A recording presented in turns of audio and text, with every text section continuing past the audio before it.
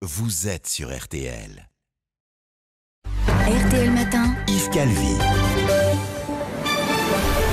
7h43, excellente journée à vous tous qui écoutez RTL. Bonjour et bienvenue Benoît Hamon. Bonjour Yves Calvi, bonne année. Merci d'être avec nous en ce début d'année. Dans ce studio et en direct, vous êtes le fondateur du mouvement Génération, je le rappelle. Vous serez candidat d'une alliance citoyenne aux européennes que nous évoquions il y a quelques instants avec François Langlais. Mais avant qu'on évoque les sujets strictement politiques, j'aimerais qu'on revienne avec vous sur notre baromètre Harris Interactive pour RTL et M6, publié ce matin. Il révèle que moins d'un Français sur deux est optimiste pour lui et pour ses proches en cette année 2019. C'est moins 12 points par rapport à l'an dernier. Et vous, Benoît Hamon, ce début d'année, est-ce que vous êtes optimiste pour notre pays ? En tout cas, je pense qu'il faut lui faire confiance. Si on rajoute chacun nos inquiétudes, oui, au diagnostic que chaque citoyen peut faire de sa propre vie, du fait que c'est quand même compliqué de savoir ce qui va se passer l'année prochaine, parfois de ce qui va se passer le mois prochain pour beaucoup de nos compatriotes. Si les dirigeants politiques y rajoutent leurs propres inquiétudes, voire même leur propre dépression, on va pas avancer beaucoup. Ce que je crois certain, c'est que on est un pays incroyablement riche. On n'est quand même ni le Burkina Faso, ni un petit pays européen, ni un petit pays d'Asie. On est la 5e ou 6e puissance économique au monde. On est membre permanent du Conseil de sécurité. On a une richesse incroyable, sauf qu'elle est très très mal répartie. Elle est tellement mal répartie qu'il y a beaucoup de gens malheureux dans ce pays et qui sont objectivement, réellement malheureux. C'est pas juste l'impression de ne pas aller bien. Ils ne vont pas bien.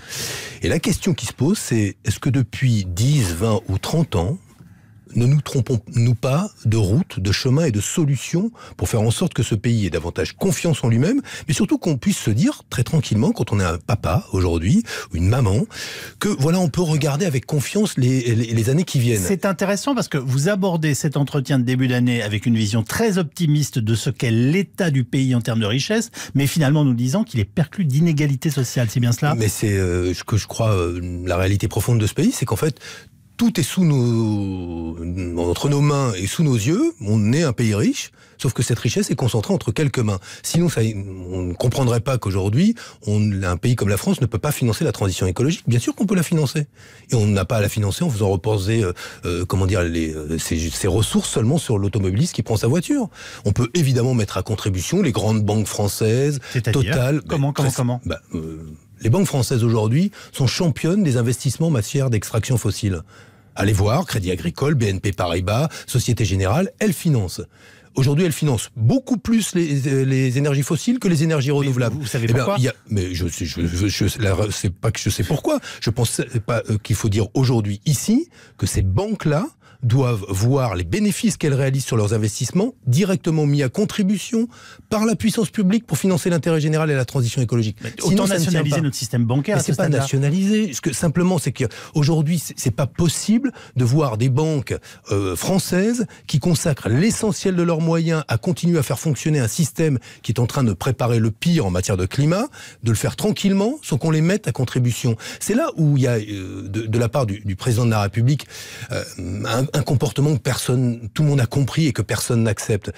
Pourquoi ne pas mettre à contribution ceux qui peuvent le plus ? C'est valable des grandes banques, des grandes entreprises, on pourrait prendre Total, du CAC 40 ou des grandes fortunes. Eux sont systématiquement épargnés par les politiques d'Emmanuel Macron.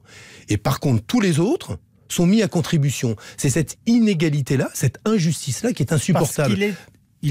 Pardonnez-moi, je vous interromps. Il avait un propos depuis le début qui a été très clair, alors on peut le contester, qui était de dire que son engagement, en tout cas sur ce quinquennat, était de mettre la valeur du travail au cœur de la société française. Mais de quoi parle-t-on ? Et donc ça inclut aussi les entreprises. Mais le travail, il n'y en a pas dans ce pays. Il vient pas le travail. Le chômage, il baisse pas.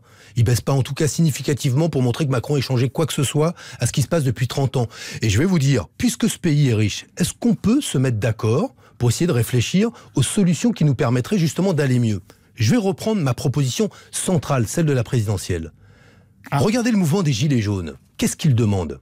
Du pouvoir d'achat. Qu'est-ce qu'ils constatent ? Le salaire ne suffit plus aujourd'hui à vivre correctement. Eh bien, le revenu universel d'existence que j'avais mis sur la table, dont l'idée progresse partout dans le monde. Ce revenu universel qui aurait permis à un retraité, à un salarié, à quelqu'un qui n'a rien, d'avoir en plus de ses revenus, un revenu universel équivalent au montant du seuil de pauvreté. Qu'est-ce que ça change ? Ça change, qu'on dit que Oui, nos sociétés ne peuvent plus vivre que par le travail. Il y aura toujours du travail, mais pas assez pour assurer un pouvoir d'achat et un revenu décent pour tout le monde. Donc il faut changer de solution et de logiciel. Vous nous dites j'ai eu raison avant tout le monde. Non, c'est pas que je veux dire que j'ai eu raison, c'est que je pense qu'il faut aller sur ce terrain-là. Très bien, oui. Et on le finance comment? Mais on le finance par... Justement, je reviens à mon point de départ. Toutes les richesses sont sur la table. La sécurité sociale, quand on l'a fait en 45... Toutes les richesses sont sur la table, pardonnez-moi, c'est une formule. Donc là, je vais reprendre les mêmes formules qu'en 45. En 45, quand on fait la sécurité sociale, quel est l'état du pays? Il est à plat. Le PIB, il est au plus bas. Les usines, elles sont par terre. Les travailleurs, ils reviennent du STO ou des camps de prisonniers. Et on fait quoi? Un transfert de richesse incroyable qui finance les retraites et l'assurance maladie. En 1945, l'effort qu'on demande à la France aujourd'hui pour faire le revenu universel est inférieur et moins important que celui qu'on a fait en 45. Ce que je demande, simplement, c'est qu'on essaye de réfléchir à la façon dont notre pays évolue et le monde autour de lui avec. Oui. La révolution numérique nous amène à découvrir quoi? Qu'une grande enseigne comme Auchan est en train de faire la première grande surface avec plus un travailleur dedans. Qu'on voit aujourd'hui des métiers qui disparaissent. Pourquoi? Parce que la révolution numérique apporte des progrès technologiques, mais qui se font au détriment des emplois. On va continuer à vivre dans le déni de cette réalité combien de temps? Combien de temps? Pour mener, qu'on y soit favorable ou pas, mais pour mener de telles réformes, en tout cas celles que vous venez d'évoquer, et en effet, il y a très largement matière à débat, à intérêt et à curiosité. Il faut un grand mouvement politique de rassemblement des Français au-delà des clivages politiques. On en est loin, je vous le fais remarquer. Oui, l'idéal, c'est comme sur la Vous venez de citer 1945. Oui, c'est Général ça. de Gaulle pouvait diriger avec les communistes. En tout cas, qu'il pouvait tomber d'accord sur le fait que pour que le pays se relève, il fallait aussi de la justice sociale. Mais vous tombez d'accord avec qui pour réformer le pays, vous, Benoît Hamon? Mais avec d'abord des millions de citoyens qui pensent aujourd'hui qu'il faut justement se sortir ou échapper à cette dictature des petits partis politiques. C'est bien la raison pour laquelle moi j'ai quitté le mien d'ancien parti politique, parce qu'il n'avait plus ni solution, ni souffle, ni finalement espoir à proposer aux Français. Et nous sommes dans une phase qui est une phase, un moment, ce qui peut désorienter les uns et les autres, les journalistes, les acteurs politiques, les citoyens. On est dans un moment de transition. Une crise c'est quoi? C'est quand le vieux est mort, mais que le neuf ne peut pas naître. On ne sait pas exactement ce qui va naître. Ce que je veux juste vous dire, c'est que les vieux partis, c'est mort. Et en tout cas, moi, je considère que le rassemblement qu'on doit construire, il ne doit pas commencer par aller voir ou cogner à la porte de tous les dirigeants des petits et vieux partis. À qui vous adressez-vous? Aux citoyens, tout simplement. Les grands combats qu'on mène. Quand je vous parlais du revenu universel d'existence, quand je vous dis que c'est une solution à la crise qui va se répéter des Gilets jaunes, vous ne croyez pas que c'est terminé, la crise des Gilets jaunes? On n'a pas réglé le problème du pouvoir d'achat par 100 € hypothétique en plus pour les salariés au SMIC. Vous venez de nous dire, je m'adresse aux citoyens, tout le monde s'adresse aux citoyens. Là aussi, on peut vous dire, c'est une formule vague. Mais quand même, vous avez cité au moins 2 ou 3 fois les Gilets jaunes depuis le début de cet entretien. Est-ce que vous partagez la fascination exprimée par Jean-Luc Mélenchon pour Éric Drouet, l'un des leaders des Gilets jaunes? Non. Moi, je m'intéresse au mouvement social, mais je suis pas fasciné par quelqu'un qui, semble-t-il, assume d'avoir voté aux 2 tours, premier, second tour, pour Marine Le Pen. Oui, donc moi, ça ne me fascine pas, mais je pense que là on est dans non mais je vais aller au bout. Je veux dire, moi je sais plus ce que fait Mélenchon, comme beaucoup. Je ne comprends plus ce que fait Jean-Luc Mélenchon. En tout cas, il a quitté les rives de la gauche. Il fait autre chose. C'est respectable. Moi, je respecte Jean-Luc Mélenchon comme tous les dirigeants politiques. Mais en l'occurrence, il n'est plus un acteur central du débat à gauche. Parce que aujourd'hui, commencer l'année par ce type de référence-là, quand Ruffin, lui, faisait des références à Étienne Chouard sur la question du référendum d'initiative citoyenne, tout ça, c'est du petit commerce électoral. Et ça veut dire que vous ne vous parlez pas du tout, par exemple, avec Jean-Luc Mélenchon? Non seulement on ne se parle pas, mais on n'est pas prêt de se parler si ça continue comme ça.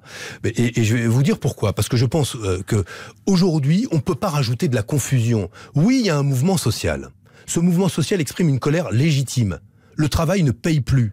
C'est pas normal qu'il y ait autant de gens malheureux, autant de personnes âgées qui vieillissent mal dans des EHPAD, un hôpital public en voie de tiers-mondisation, des services publics qui quittent des territoires de banlieue comme des villages en milieu rural. Tout ça n'est pas normal. Mais pas au point d'oublier ce que c'est la droite et la gauche. Aujourd'hui, la droite et la gauche, ça a du sens. Ça a du sens parce que c'est par le fait de restaurer un projet de gauche, de justice sociale, d'égalité, qui croit en l'éducation, qui croit en la redistribution, qu'on y parviendra. Mais honnêtement, franchement, là, moi, Mélenchon, je suis comme beaucoup de gens. Je le regarde, j'écoute respectueusement, mais j'y comprends plus rien. Certains ont évoqué une vivacité démocratique dans ce mouvement des Gilets jaunes. Est-ce que vous l'avez personnellement observé? Écoutez, il y a une aspiration à la démocratie, mais c'est confus selon les uns et les autres. Et ça s'appelle la démocratie, ça s'appelle le peuple. On voudrait avoir des réponses claires à tous les ronds-points. Eh ben non, elles sont pas claires. Pas plus qu'elles ne sont claires au sommet de l'État aujourd'hui. Ce que je crois, c'est qu'il y a deux cris. Il y a un cri qui dit « on nous plume », c'est vrai. Et il n'y a pas de solution, je vous le dis, par des petites mesures en mode rustine sur une jambe de bois comme vient de faire Emmanuel Macron. Parce que le tic-tac climatique continue, le tic-tac social aussi, et le tic-tac démocratique. Puis le deuxième cri, c'est on nous prend pour des imbéciles. On n'est jamais écouté. La réalité, c'est que quand on demande qu'une maternité ferme pas, on nous dit si, elle doit fermer. Quand on demande qu'une ligne de chemin de fer ferme pas, si, elle doit fermer. Quand on demande un peu plus de salaire, non, on n'a pas les moyens. Vous qui allez y participer, pensez-vous que ces Gilets jaunes devraient monter une liste, par exemple, pour les élections européennes ? Mais ils sont libres. La question, est-ce qu'on a affaire à un mouvement qui est un mouvement uni? Manifestement non. Homogène non. Tout le monde se revendique gilet jaune. Vous avez Le Pen est gilet jaune, Mélenchon est gilet jaune, Wauquiez est gilet jaune. Tout le monde est gilet jaune aujourd'hui en ce pays. Moi, je suis pas à la course à la récupération. Franchement, je trouve ça assez misérable d'ailleurs. On peut aujourd'hui dire des revendications sont légitimes. Et comment les verrais-je pas légitimes? Qui a défendu un 49-3 citoyen pendant la présidentielle? Qui avait défendu l'idée que les citoyens puissent faire irruption dans le débat démocratique et ne pas laisser les technocrates se répondre les uns aux autres? Moi, j'allais dire, c'est Bibi, enfin l'autre Bibi. Mais non, mais tout ça me parle. Mais en même temps, je veux dire, cette course électoraliste à la récupération, à trouver maintenant dans des figures du mouvement des Gilets jaunes des raisons d'être fascinés pour Mélenchon ou pour Le Pen, franchement, moi, je vais pas commencer 2019 comme ils ont terminé 2018. Avec Anne Hidalgo, vous pouvez être compagnon de route. Elle appelle, elle aussi, à des listes citoyennes et pro-européennes pour cette élection. Mais, à gauche. Mais moi, je suis ami avec Anne Hidalgo. On a milité ensemble, donc on se connaît, on est proches. Mais moi, je sais pas ce que c'est une liste pro-européenne en soi. Il n'y a pas des listes pro-européennes et anti-européennes. Et ça se résumerait à ça. Moi, je défends le fait que sans coopération, on s'en sortira pas. Sans coopération entre les peuples européens. Si on comprend pas, ou si on ne voit plus qu'un père de famille allemand ou une mère de famille hongroise ont probablement les mêmes problèmes qu'un père ou une mère de famille française, tant vis-à-vis de l'avenir de leurs enfants, eu égard au réchauffement climatique, tant en termes de redistribution des richesses, de pouvoir d'achat, de capacité à espérer que nos enfants soient correctement éduqués, ce sont les mêmes problèmes. On avait réussi à s'unir. Si on casse ça, on ouvrira ce qui est un cycle de compétition entre les nations. Nous avons la compétition entre les individus. On est déjà dedans. Non, on a la compétition entre les individus avec les libéraux, féroce. Si c'est en plus la compétition entre les nations, ce sera, dans le contexte actuel de l'Europe, probablement des conflits lourds, jusque nos frontières. Avant de nous séparer, Benoît Hamon, un mot pour terminer sur l'affaire Benalla, qui n'en finit pas d'ailleurs de nous surprendre. Vous dites quoi? Que c'est une polémique inutile, une affaire d'État, que c'est grotesque? Comment évaluez-vous la situation? Moi, j'ai envie de dire au président de la République, mais faites-vous un peu respecter, quoi. Et respectez-nous, vous en respectez. Je trouve Emmanuel Macron d'une incroyable faiblesse.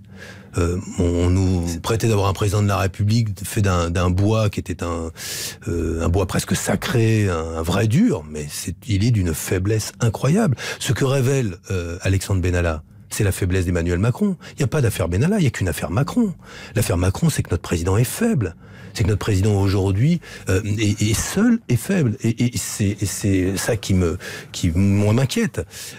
Parce que je vois le président de la République singer les grandes figures historiques. Un jour De Gaulle, un jour Bonaparte, un jour Louis XIV. Mais il doit s'expliquer sur Benalla, une fois de plus? Si effectivement il a continué à entretenir une correspondance avec Alexandre Benalla, on aimerait bien savoir de quoi il a parlé quand on sait ce qui est reproché à Alexandre Benalla. Mais honnêtement, si plutôt on en termine avec cette affaire et plus vite on en viendra aux questions essentielles. Mais je trouve que ça en dit beaucoup sur l'incroyable faiblesse du président de la République. Le pouvoir d'achat pour les questions essentielles, nous avez-vous dit au début de cet entretien. Merci beaucoup Benoît Hamon d'être venu nous voir ce matin sur RTL. Merci, bonne année à vous. Merci, bonne année à vous et à vos auditeurs.